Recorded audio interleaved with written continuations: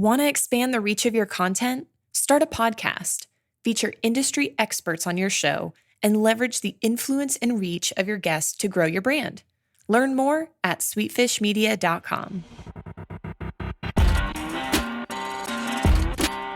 You're listening to B2B Growth, a daily podcast for B2B leaders. We've interviewed names you've probably heard before, like Gary Vaynerchuk and Simon Sinek, but you've probably never heard from the majority of our guests. That's because the bulk of our interviews aren't with professional speakers and authors. Most of our guests are in the trenches leading sales and marketing teams. They're implementing strategy. They're experimenting with tactics. They're building the fastest growing B2B companies in the world. My name is James Carberry. I'm the founder of Sweetfish Media, a podcast agency for B2B brands, and I'm also one of the co-hosts of this show. When we're not interviewing sales and marketing leaders, you'll hear stories from behind the scenes of our own business. We'll share the ups and downs of our journey as we attempt to take over the world. Just kidding. Well, maybe. Let's get into the show.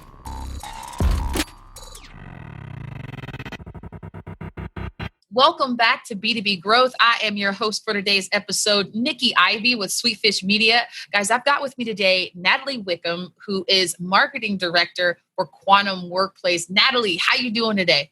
I'm great. Thanks for having me on the podcast. I'm a big fan of B2B Growth. Really? I'm flattered. So you know I'm kind of goofy and I talk a lot, but we get stuff done. Know that. That's right. So Natalie's going to be talking to us today about how to strategize, how to come up with a gimmick-free inbound marketing plan, which I am super excited to hear about. But before we get into that, Natalie, I would love it if you would just give us a little bit of background on yourself and what you and the folks at Quantum Workplace have been up to these days. Yeah, absolutely. So as you mentioned, I'm the marketing director at Quantum Workplace, and I've been on this marketing team for just over 7 years now. And Quantum Workplace, we're a B2B software company, and we provide HR teams and people leaders with tools that they need to increase team engagement and effectiveness. But actually, we've been around since 2002, getting our start as that survey engine behind America's Best Places to Work contest, which is how a lot of people know us and recognize our name. But we have evolved into so much more than that over the last 15, 16, 17 years, into a full employee engagement and performance management platform. So we provide everything from surveys like your census, employee engagement survey, life cycle survey, pulse surveys, all the way to the performance management side of that with peer-to-peer recognition, goal setting and tracking, 360 feedback, one-on-ones, and talent reviews. Nice. Yeah. So all that good stuff that the folks really count on to be able to cultivate that kind of engagement that you talked about. But as far as the inbound marketing, you shared with me offline that you and your team were experiencing some things that were frankly annoying. And that's kind of what led you to come up with what you guys are doing. So talk about that experience for us. Yeah, back in 2013, 2014, we did what a lot of other companies were doing and buying into this inbound marketing philosophy, right? Like the outbound interruption marketing is dead and no one wants to be interrupted. No one wants ads pushed to their computers. They don't want you calling them constantly. They want to come find you when they need you. They want to find the information that they need when they need it. And my team and I have been talking as of late that we feel like we've been doing a good job with inbound marketing. And actually, some of the success we've seen is a direct result of inbound marketing. But what we've been getting annoyed with, and we've been talking about this in our team meetings, is like other companies, and maybe even some of us at sometimes, but it's just they're trying to do inbound marketing, but they're doing it in a gimmicky, tactical way that's not providing the value that inbound marketing should provide.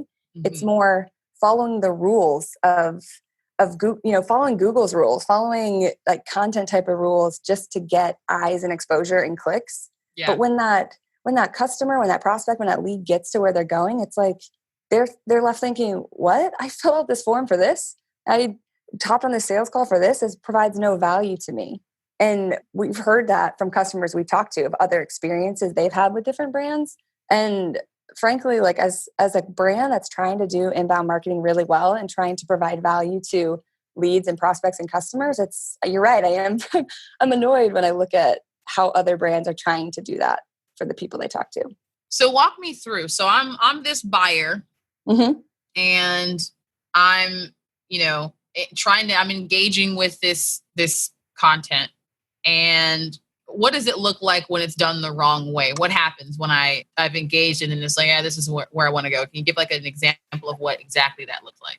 Yeah, I think the brands that are trying to do inbound the wrong way are one, they're paying to be everywhere, right? So it's like you're filtering through your Instagram and all of a sudden a sponsored post comes up or a story comes up, or you Google how to be like for our business, how to engage my team. And then in Google, the organic search results are starting to happen below the fold, but there's companies paying to be up there for that keyword term. So that's, I think when brands are doing it wrong, they're paying for placements instead of earning those placements, right? You're not earning the social media shares, you're paying for that social media placement. And then what's happening is that customer of the content is thinking, man, everywhere I go, this brand is showing up. They must be a really credible brand. They must be providing their consumers of content and the product value. I better go click on this link. I better check out this brand. And then they get to this landing page with an ebook. They fill out this 10 field or this 10 value form, and they scroll through this, 2-page light, fluffy document full of buzzwords that isn't actually answering the question that they were aiming, in the first place. Because what I think is happening is they're like brands are working so hard on being seen. They're not focusing enough on providing the value that their consumer is looking for. Right. And if you focus too much on the former, you're gonna flop on the latter, and that's what I think is happening.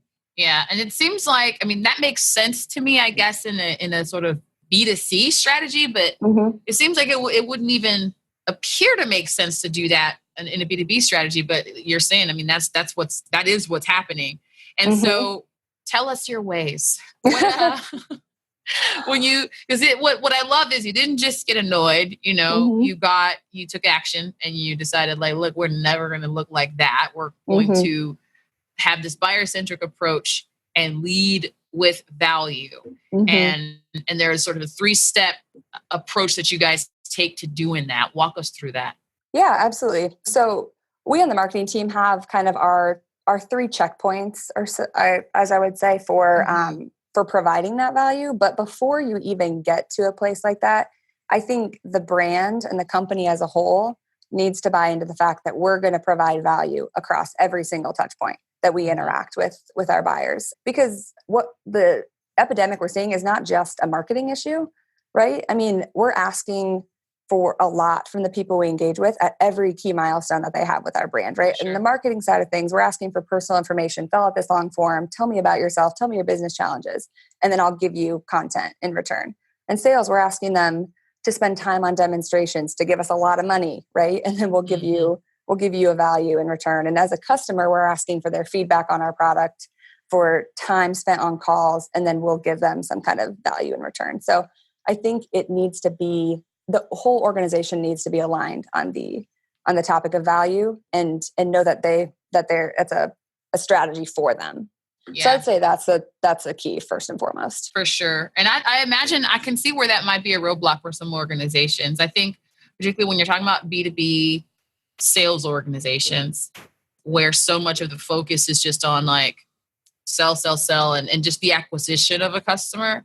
And what the salespeople are often coached on and trained on a lot of the time has so much to do with them and their skills as a salesperson, and how to basically overcome, a lot of the concerns and questions of the prospect, when in fact that works to get folks through the door, but it isn't necessarily aligned with the objectives of what you're talking about when it comes to what marketing's goals are. And it doesn't actually pan out in the long game a lot of the time as well, right? It's a recipe for churn in a lot of cases. So the way you talk about it, where it's like, no, across the board, across discipline, right? We're going to lead with value. That makes perfect sense. So once you've gotten the buy-in for that, where do you go from there? And I think a key that you said a key word there, and that's alignment. The fact that all those teams need to be aligned. And that's not something that you do at one point in time. You don't just like, the whole company is now aligned on this. The sales and marketing teams are now aligned on this. That's something that we even struggle with we having regular touch points. We're talking about the things that are important to both of our teams and how that integrates, and that pass off from marketing to sales and the prospect experience needs to be consistent. And for us, it's in that high value stage. So it's definitely something every company is going to have to continue to keep at top of mind. But once you get to a place where your teams are agreeing that this is something we want to be known for, this is something that we want to drive our business forward, then it's regular checkpoints, regular meetings talking about, are we executing on this? Where are the gaps? Where are the friction points that our prospects are feeling because we're not executing and on not for nothing, it's effective, right? Mm-hmm, I mean, absolutely. More and more as we're at this inflection point, especially in sales, where folks are learning to lead with value and soft skills, it's easier, I would imagine, to make that case, when you're talking that language, right? Like, look, this is how we're all going to get where we want to be. And you mentioned before that you had some stats on how you guys are measuring the success that you've seen with this approach of leading with value. Talk about that a little bit for us. Oh yeah, absolutely. I'm a big data person. We're a big data and results company. And I love seeing the impact that our value strategy has had. And I definitely report on that fact. Like, hey, we're all aligned. We're all providing value at every key milestone this customer is experiencing with us. And I keep those results top of mind, which I think is super important for any other company trying to prove the value of leading with value. But yeah, like I mentioned, I have a few key points like I've seen throughout the funnel that I'm tracking. And when we just look at the top of our funnel where marketing is touching a lot of these leads and consumers, for Quantum Workplaces results, we've averaged over 100% increase year-over-year growth in organic traffic since 2016. And that's because we started leading with value in 2014, right, with our content. And we're now seeing the fruits of that labor just compile every single year it's not like we're creating a ton of stuff volume wise. We're just seeing what we're doing get so much traction. And that speaks to our conversion rate as well. That's increased our organic conversion rate from traffic to contact has increased over a full percentage point, which seems small, but that's a lot when you're dealing with hundreds and hundreds of thousands of visits. Right. And I think that's a testimony to the value of the content the marketing team has created. But as you move down the funnel, we're still seeing great results too. Our average days to close for a B2B software company has decreased significantly in 2019 because we're providing that lead value as a brand at the beginning of their sales cycle, which we know like 60% of their purchasing decision is made before they ever talk to sales. Right. And so that's why the marketing team needs to lead with that value. And that's one thing that we track that we're seeing. Those inbound leads that come in, they're closing faster and faster and faster over time. And then from a customer standpoint, our NPS for a B2B company, for a B2B software company is pretty remarkable. It's in the mid 70s, which is, we're kind of looking for an average of 30 or more for a B2B software company. So that tells us that even once they're using the product, after they've engaged with sales, and now they're 3 years into their relationship with that, they're still seeing value from our brand, from our people, from our software, which is really important to us. I love it. I mean, this is what you're talking about is what folks are trying to achieve. And I think, it just comes from having sort of the guts to be like, we're doing it differently from how other people are doing it. You know Absolutely. what I mean? And not that's fall tough. into this trap of like following what, like you said, Google or even what the more prominent thought leaders are saying, should be done. Right. Because a lot of the time those folks out there, and, I may be guilty of this myself, but a lot of times those folks out there who are thought leaders are self-proclaimed. And a lot of it happens in theory. So, if guys have got this system that, works in all these ways that you just laid out for us with these proof points and are bold enough to just go out there and keep blazing that trail. I mean, hats off. I love it. I love it. Did we get to how? I know those are the ways that you guys are measuring it, but the 3 steps that folks who want to take this kind of approach can take, walk us through that. Yeah.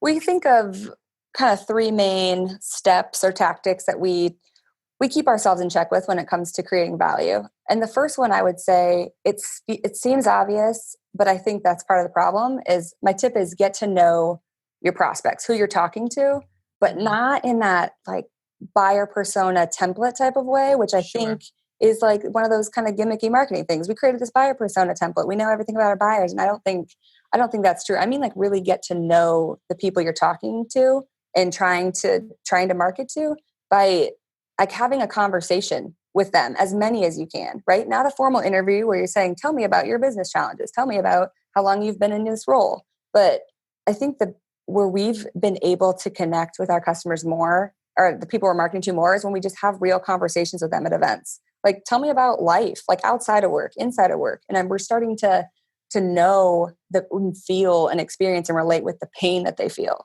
right? Like we're relating to you as human beings. We're not putting your demographics on a PDF and then thinking that we know everything about how to market to you. And that's challenging, I think. But the hardest hump to get over is figure out a way to connect, figure out a way to interact with people. I think that's what stops people. Like, oh, well, am I supposed to call into customers?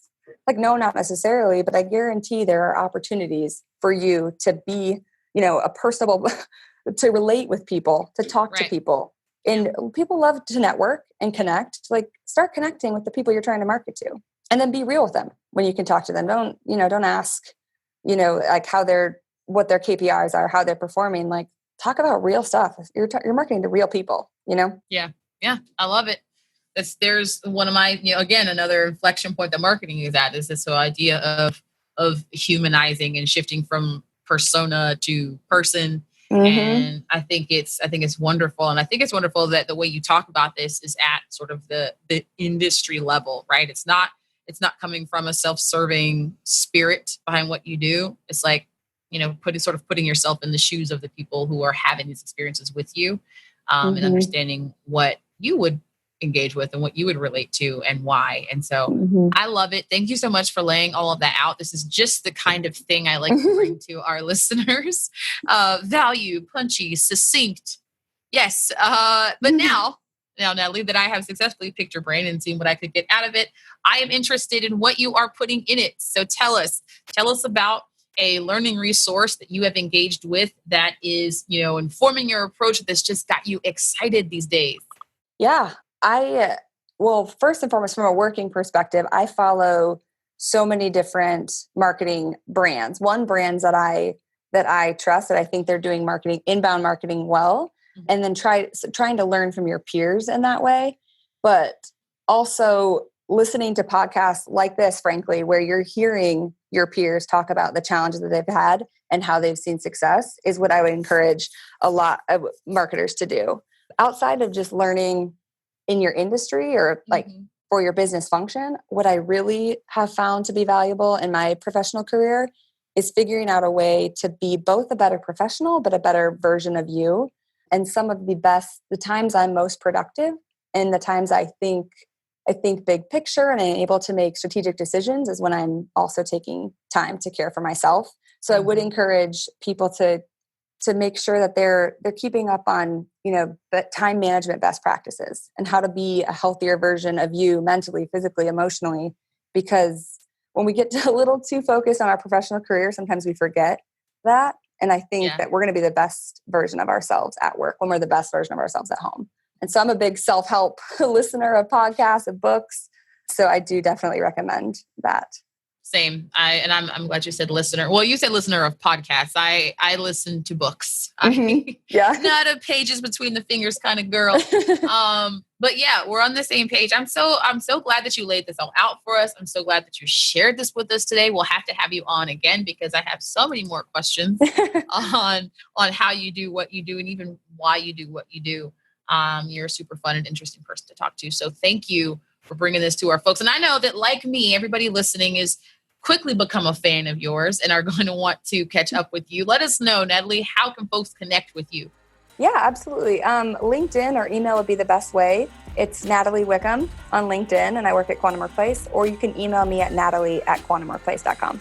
Boom. There it is. Reach out to this lady. Thank you so much, Natalie. We'll have to have you on again soon. Yeah, absolutely. Thanks for having me. We totally get it. We publish a ton of content on this podcast, and it can be a lot to keep up with. That's why we've started the B2B Growth Big Three, a no-fluff email that boils down our 3 biggest takeaways from an entire week of episodes. Sign up today at sweetfishmedia.com/big3. That's sweetfishmedia.com/big3.